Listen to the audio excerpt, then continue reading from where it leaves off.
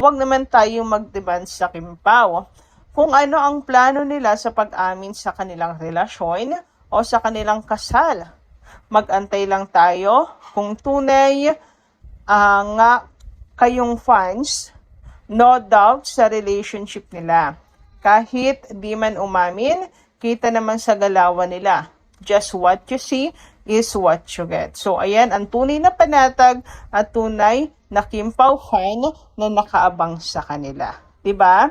Hindi na po kinakailangan pa ang verbal na pag-amin nila Kim and Paolo kasi nakikita naman sa galaw nila. Naalala ko yung first time umamin ni Chinita Princess sa relasyon nila ng ex niya. Sabi naman ni Kim, alam naman po nila halata naman, alam naman na po nila yun. 'Di ba?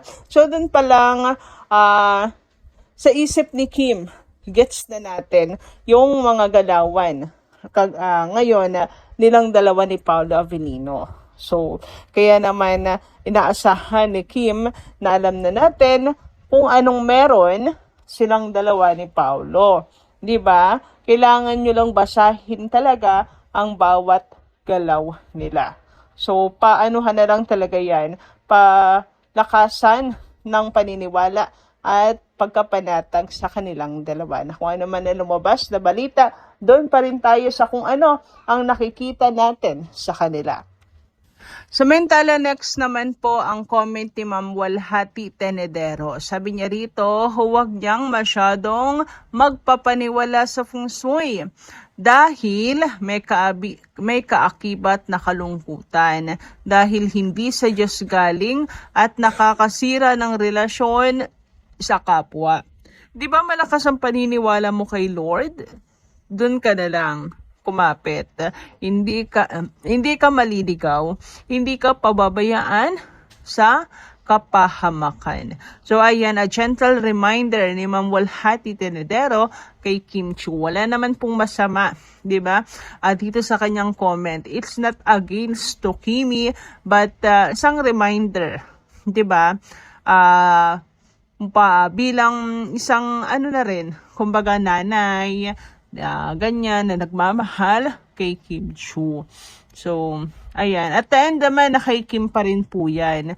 Kay Kim pa rin po ang desisyon. Parang mga magulang natin, 'di ba? Binibigyan tayo ng payo, pero nasa atin pa rin ang atin pong desisyon at ang mga magulang natin na kahit naman po sawayin natin, nandyan pa rin po nakasuporta at nagmamahal. So naniniwala ako si Ma'am Walhati Tenedero na patuloy man pong maniwala si Kim Chiu sa feng shui, hindi po mawawala ang pagmamahal at pagsuporta kay Kim. Ganyan ang tunay na nanay at nagmamahal. Pero yung paalala, yung mga ganito, reminder, nandyan pa rin and tandayan ng pagka-concern. Samantala, dumako naman tayo sa ating update ngayon tungkol sa Kim Pao. So, yung Sunday, this is the first time na makita nga po natin na magkasama muli mag-jogging sila Kim and Paolo. So, back to jogging nga po sila nung Sunday. Pero alam nyo po ba na meron tayong nasagap na balita na after nila mag-jogging, ang Kim Pao ay diretso po sa pag-gym. Yes po, nag-workout po ang Kim Pao. Nag-workout ang mag-jowa after po nila mag-jogging. Grabe naman nga, sinulit nila yung Sunday. Ilang Sundays din kasi na hindi sila nakapag-workout at nakapag-jogging. So, ang source po ay mula kay Pitik ni Pet. So, siya rin po ang nagbigay ayuda sa atin na back to jogging muli ang Kim Pao. So, the day din po na noon, 'di ba? After mag-jogging, ito po ang kanyang post.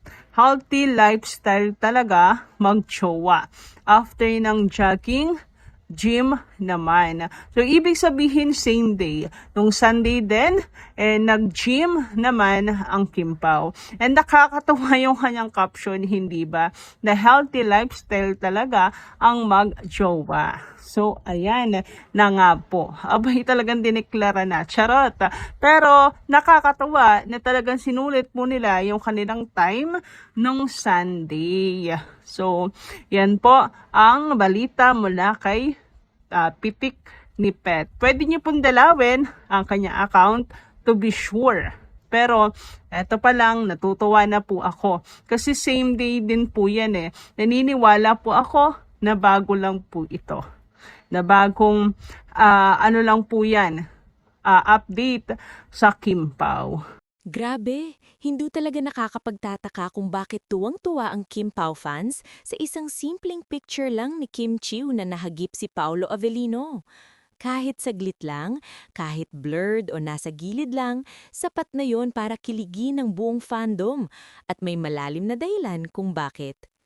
Una, malinaw dito kung gaano ka-organic at katotoo ang chemistry ni na Kim at Paolo. Hindi pilit, hindi scripted. Yung tipong kahit hindi sila nakapost, kahit hindi official, ramdam na ramdam ng fans ang closeness. Ibig sabihin, may natural na comfort level na hindi kayang itago ng kamera, kahit pa aksidente lang ang puha. Ikalawa, gustong-gusto ng fans ang ganitong klase ng moments dahil hindi ito pang promo. Hindi siya pa announcement, hindi siya pa ingay. Para sa Kim Pao supporters, mas mahalaga ang ganitong candid glimpses kasi mas personal, mas honest. Parang sinasabi ng larawan na, ganito lang kami sa totoong buhay. At doon lalong nahuhulog ang loob ng fans. Ikatlo, malaking bagay din na si Kim mismo ang may picture. Para sa marami, simbolo ito na komportable siyang kasama si Paolo, sapat para maisama, even unintentionally, sa mga personal o casual na moments niya. Sa mundo ng showbiz na napakaingat sa imahe, yung ganitong nakalusot na eksena ay parang soft confirmation na may espesyal na koneksyon talaga. Ikaapat, mapapansin din na hindi na ganun ka-OA ang reaksyon ng Kim Pao fans. Masaya sila, pero may respeto. Hindi na puro intriga o pressure, mas nangingibabaw ang kilig na may maturity, na tipong kung ano man sila, masaya kami nang masaya sila. Malaking growth yan sa fandom. At dagdag pa, lalong pinapatunayan ng moment na ito na hindi kailangan ng grand gestures para mapasaya ang fans. Isang picture lang, isang silip lang kay Paolo, sapat na para mag-trend, mag-analyze at mag-celebrate ang Kim Pao.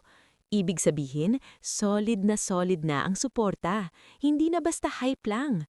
Sa kabuuan, itong simpleng larawan ay maliit man sa mata ng iba, malaki ang ibig sabihin sa Kim Pao fans. Paalala ito na minsan, ang pinakamatitinding kilig ay nanggagaling sa mga tahimik at natural na sandali. At habang walang direktang kumpirmasyon, ang mga ganitong eksena ang lalong nagpapatibay sa paniniwala ng fans na may something special talaga. Para sa akin, positibo at nakakatuwang balita ito, lalo na kung titingnan mula sa perspektibo ng Kim Pao fans. Una sa lahat, makikita rito kung gaano kasimple pero kalakas ang epekto ng isang litrato. Isang picture lang ni Kim Chiu na aksidenteng nahagip si Paolo Avellino pero nagdulot agad ng saya at kilig sa fandom. Ibig sabihin, malalim na ang emotional investment ng fans sa tambalan nila. Hindi na kailangan ng bonggang pasabag, sapat na ang natural at candid na sandali. Ikalawa, ipinapakita ng balitang ito na komportable at magaang ang samahan ni Kim at Paolo. Kahit hindi sinasadya, nakikita ng mga tao ang closeness nila. Sa mata ng fans, ang ganitong nakalusot na eksena ay mas kapanipaniwala kaysa sa mga planadong post o public appearances. Mas ramdam ang pagiging totoo. Ikatlo, maganda rin na ang reaksyon ng fans ay puro saya at kilig, hindi puro intriga o chismis.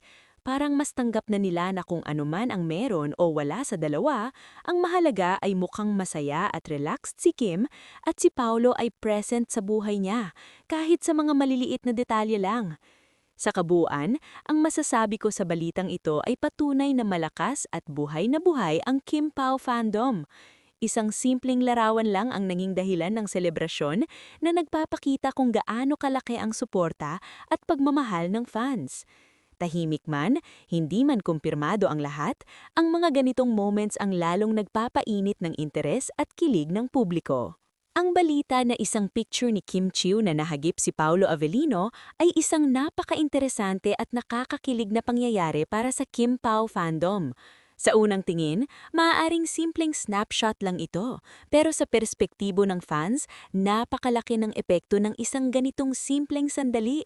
Ito ay nagpapakita ng natural na chemistry at closeness ng dalawa, isang bagay na hindi mapipilit o makakalikha sa studio o sa set. Yung candid moments gaya ng nahagip si Paulo sa larawan, nagpapakita ng tunay na koneksyon at yun ang dahilan kung bakit agad na nag-viral sa kanilang komunidad.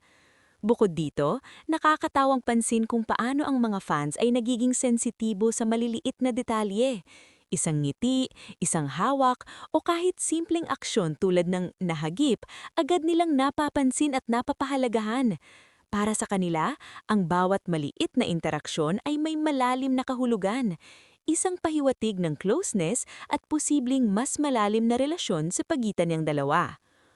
Maganda rin na mapansin na ang reaksyon ng Kim Pao fans ay puro saya at kilig, hindi puro intriga o chismis.